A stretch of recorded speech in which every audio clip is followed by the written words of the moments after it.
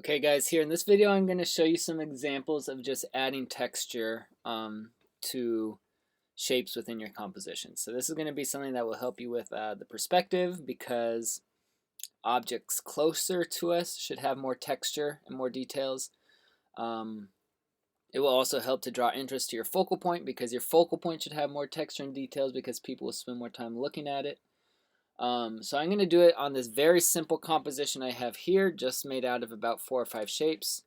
Your final project should be more complicated than this, with some more details, more interesting shapes. But I'm just going to kind of use this to show you. So you can just kind of watch the different ways I add texture in here, and then apply that to some of your own designs later on.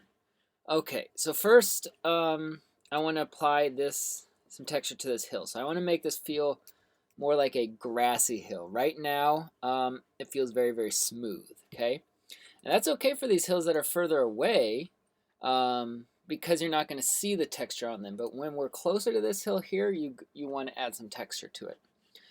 So a good way to do that is to think about the edge of an object. So the edge of an object is a good place to change it up and to show texture. So first, what I'm going to do is I want to move this hill here, that's just a big shape there, down to its own layer. So I'm going to make a new layer, drop it underneath layer 1, call it foreground hill. And now remember, there's a number of ways to move things between layers, but this hill is now selected, so I can drag this little dot right here down to that layer. Oops, it needs to be on top. There it goes, that makes more sense. So that obviously needs to be on top for it to be visible. So I'm going to lock this layer. I don't really need that right now. So I'm just going to go and, again, focus on the edge of this. So with my pen tool, I'm just going to start to draw some grassy texture type shapes. Again, if I was doing this for a more finished, finalized project, I'd be a little bit more careful with how I'm drawing these grass shapes. I'm just going to kind of go quick to get the point across for the example.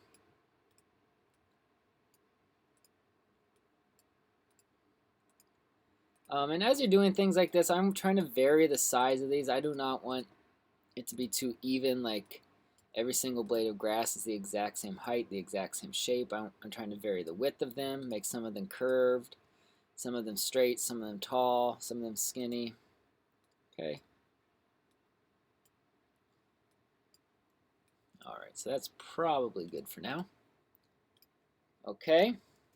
So what is a good way to now fill up this entire shape with texture? What I can do is just copy and paste this a few times. So I can hit Control C, Control V, or Command C, Command V. I'm just going to keep doing this and place these. I can also hold Option and click and drag, and that gets me another version too. So I can stretch these out a little bit so it doesn't appear exactly like a copy and paste. You can overlap them a little bit, again, so you just get some different variety in there.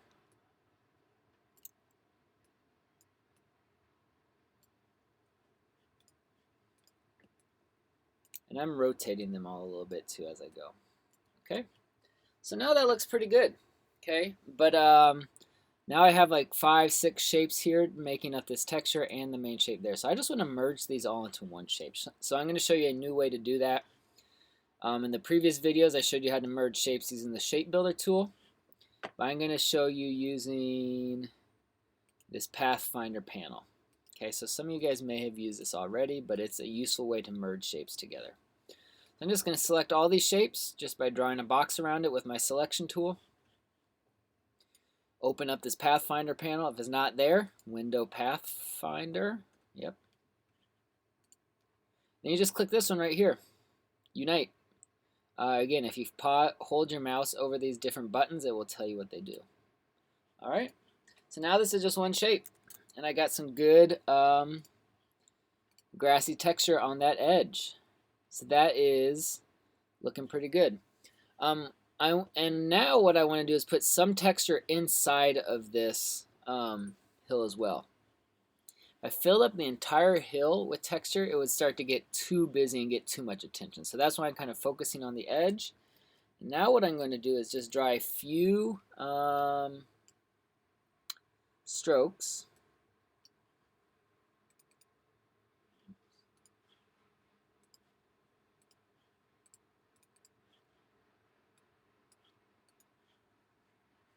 And I'm going to make them a little bit thicker. And then also remember to use these different variable width profiles. So usually with any line I make, it's nice to use at least one of these here and there.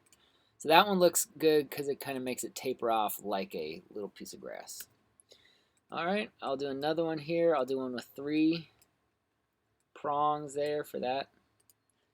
That one, again, make it a little thicker and put this width profile on it. There you go. Maybe I'll have another one as well.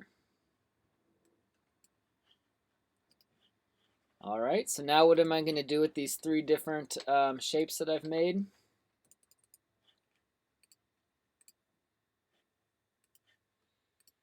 To fill in some areas, I am going to copy and paste them. Okay, so again, I don't need too many of these, but what you can think about is ones here in the foreground. They're a little bit closer to us, so you can be a little bit bigger. Copy and paste that, and then when they go further up the hill, they're further away from us, so they can get a little bit smaller.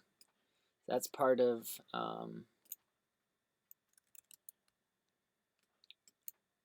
perspective there. All right.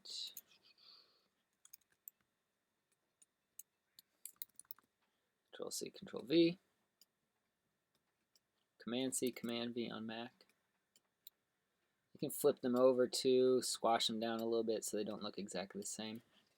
And now what I'm going to do is I just want to come in and change the opacity on some of these. So make sure your stroke is on top since they have a stroke, and you can adjust the opacity right here. So just mix it up so they're not all the exact same value. I kind of like doing it with the opacity because it still allows the values underneath to show through. All right, so you can do as many as you think looks good. Maybe a few more, but again, you don't want to get too many because it will start to get busy in your composition. Okay. And again, making that opacity, making them opaque makes it more subtle so there's not a lot of value contrast with each one. You know, you could arrange them too in a way where they kind of act as leading lines that go up towards the castle since that's the focal point here. All right, so that's some texture on the hill there. The next video will add some texture to the castle itself and also do a few other things to that.